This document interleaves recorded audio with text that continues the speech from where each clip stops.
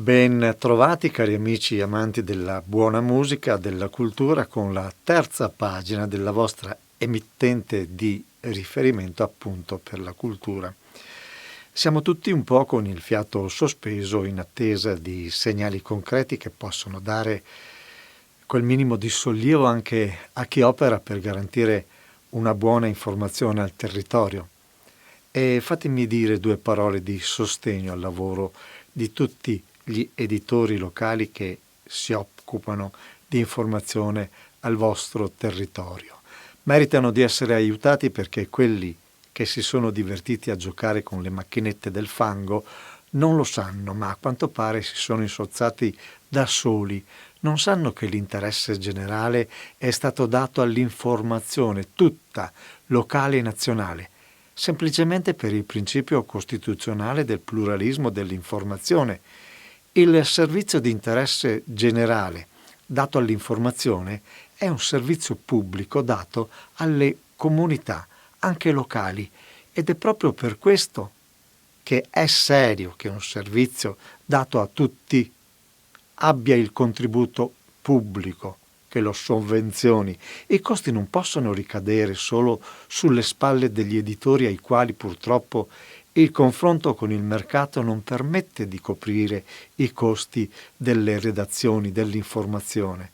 Essere informati è dovere di democrazia. Sono concetti di buonsenso e agli operatori delle macchine del fango rispondiamo di andare a verificare. Rimarranno sorpresi dalla qualità del lavoro svolto e portato avanti con sacrificio dagli editori locali e, se scavano bene, trovano interessanti e sorprendenti risposte alle loro convinzioni. Gli aiuti all'editoria non possono rappresentare un monopolio, è vietato in uno Stato di diritto. Premesso questo, ho trovato nel nostro archivio di lavoro una vera chicca, un concerto meraviglioso che ci porterà in una dimensione che porta a spaziare nella musica tra il classico e il moderno. Verranno proposti autori come Ennio Morricone, immenso premio Oscar, compositore, direttore d'orchestra ed arrangiatore italiano, ben noto per le sue musiche da film, ma l'apparenza a volte inganna. Ha ovviamente studiato al conservatorio, quello di Santa Cecilia a Roma, nel quale si è diplomato prima in tromba e poi in composizione. E assieme a Morricone sarà dato spazio in questa puntata anche ad autori come Nino Rota e Nicola Piovani, anche loro premi Oscar. Altri nostri autori resi noti dall'essersi cimentati per lo più con la musica da film, ma la cosa meno nota è che sono anche raffinati autori e con risultati di assoluto rilievo di autentici capolavori della musica cameristica, sinfonie, opere. Ci stanno nella musica classica. E la proposta di questa edizione della terza pagina, come detto, è musica dei nostri giorni, divenuta classica, interpretata con la solennità della chiave classica e legata a brani che vi lasceranno amabilmente stupiti. La Ciarda dei Monti finale, una interpretazione incredibile, parla per tutti. E appunto, oltre ai citati nostri amatissimi autori della classica ma moderna musica, ascolteremo anche le magie di Astor Piazzolla, forse l'esponente più importante della musica argentina, e Richard Galliano, autore grazie al quale oggi si dice la fisarmonica è classica. E mi fermo. Sarà infatti il maestro fisarmonicista Gianni Fassetta a rappresentare il programma. Con lui la sua bellissima e ancor più bravissima figlia Enrica, pura essenza di figlia d'arte, e assieme a loro il grande violoncellista Giuseppe Barutti, oggi primo violoncello del Gran Teatro La Fenice di Venezia, immenso interprete dello strumento più vicino alla voce. Ma buon ascolto e buone emozioni, perché sarà così, vi assicuro.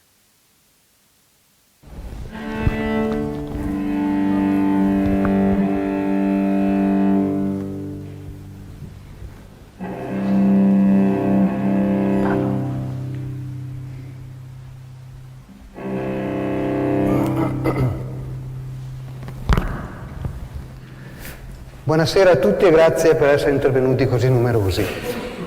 Iniziamo il concerto che avrà qualche piccola modifica, però annunceremo i brani di volta in volta, per cui ci sarà una piccola spiegazione. Iniziamo con un brano tratto dalla letteratura della musica da film che è stato scritto dal figlio di Ennio Morricone, Andrea Morricone, e poi trascritto dal padre, in versione anche per trio. Si tratta del tema d'amore del film Nuovo Cinema Paradiso.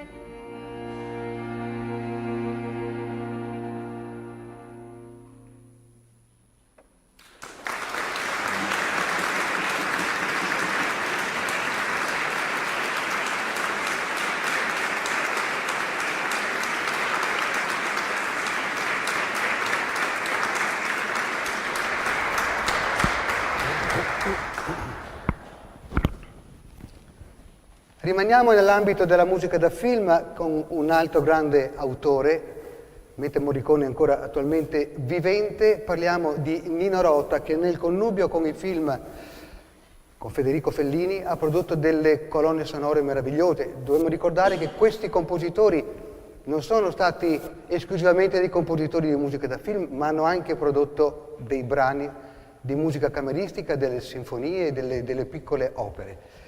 Nino Rota con Fellini in particolare ha raggiunto dei livelli enormi con Amarcord, di cui vi proponiamo il Foxtrot in versione trio.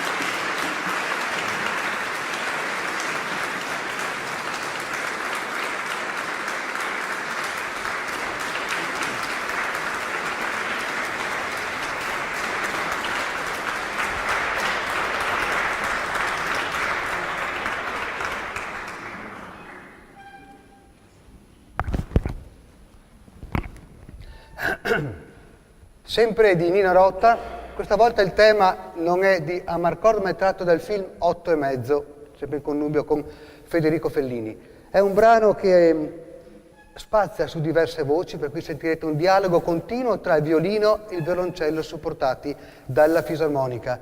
L'arrangiamento è tratto dalle mani sapienti di Daniele Zanettovic.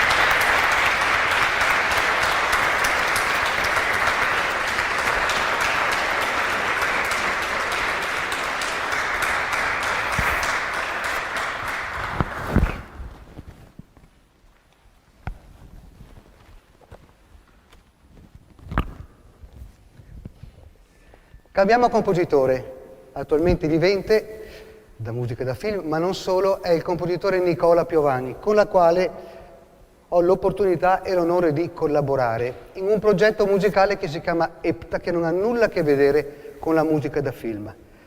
Però ben sappiamo che Nicola Piovani ha vinto l'Oscar per quanto riguarda la colonna sonora del film di Roberto Benigni, La vita è bella. Si avvicina il giorno della memoria, il 27 gennaio, e ci è sembrato opportuno proporvelo. La vita è bella di Nicola Piovani.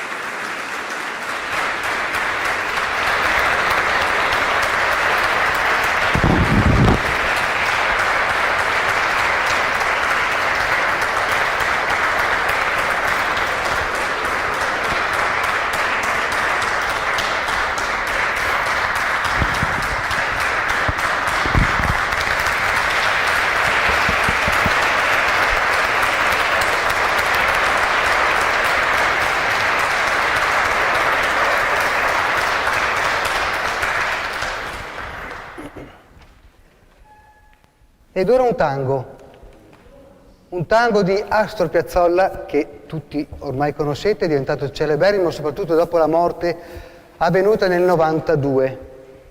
Il tango di Astor Piazzolla è un tango diverso dal solito tango argentino, che ha una figurazione per essere danzato, per cui è stretto tra i numeri della forma. Il tango di Astor Piazzolla è molto più libero perché è una contaminazione del tango argentino, la sua provenienza, ma anche della musica contemporanea, perché Astor Piazzolla è stato un compositore che ha veramente studiato e apportato delle modifiche strutturali al tango.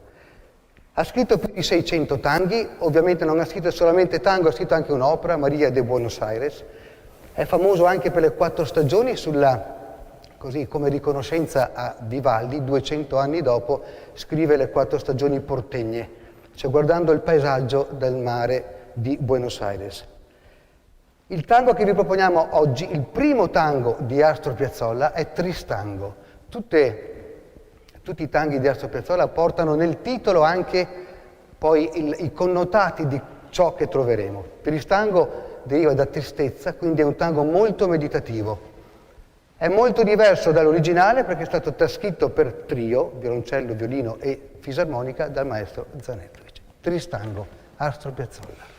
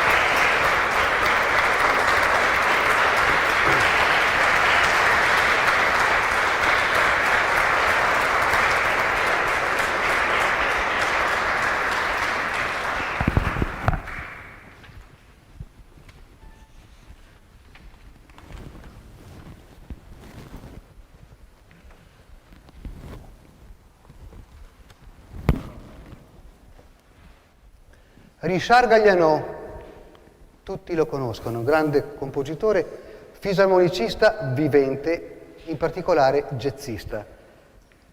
È stato per tanti anni primo trombonista all'Opéra di Parigi e poi si è dedicato alla cultura della fisarmonica, strumento col quale lui è nato e che gli è stato tramandato dal padre. Di lui eseguiamo un tango, Tango pour Claude. È un tango completamente diverso da Tristango, un tango molto tragico ma anche molto caratteriale. Lo scrive per ricordare la scomparsa di un'amica. Richard Galliano, Tango pour Claude.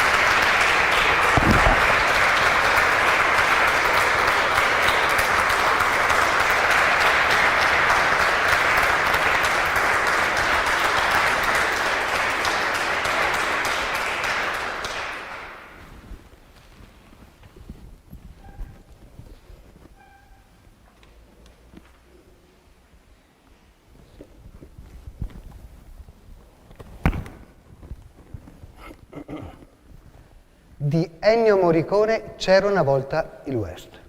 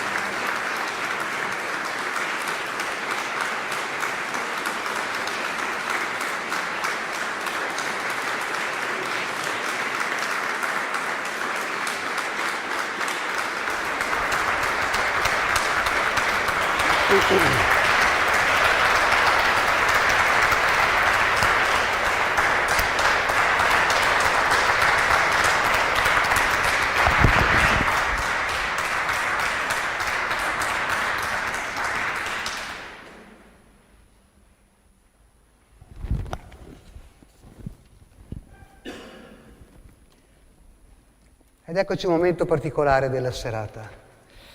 Verrà eseguita una passacaglia. La passacaglia è una forma musicale, una danza, diciamo, che parte dalle strade, perché passacaglia significa passa la calle, quindi era una musica eseguita prevalentemente nelle strade, che poi diventa forma colta, in particolare quando questa danza viene inserita come una delle danze che fanno parte della suite.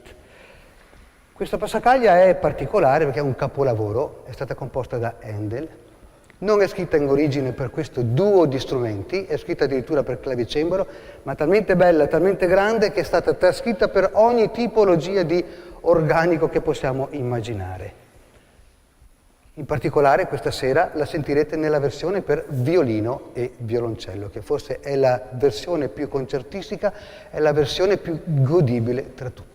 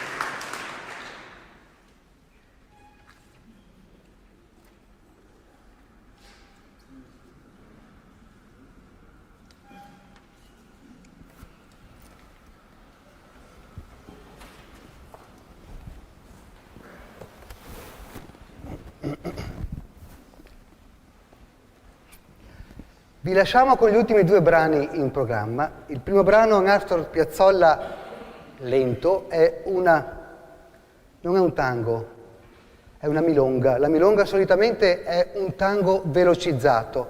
In questo caso invece il brano in questione è stato rallentato perché è servito anche da colonna sonora per il film Enrico IV. Il tema è notissimo e si tratta di Oblivion. Subito dopo chiuderemo la serata con un violentango. Avete sentito Tristango? Tristango è la meditazione, violentango è la violenza buona, la violenza musicale, l'accentuazione ritmica per eccellenza. Grazie.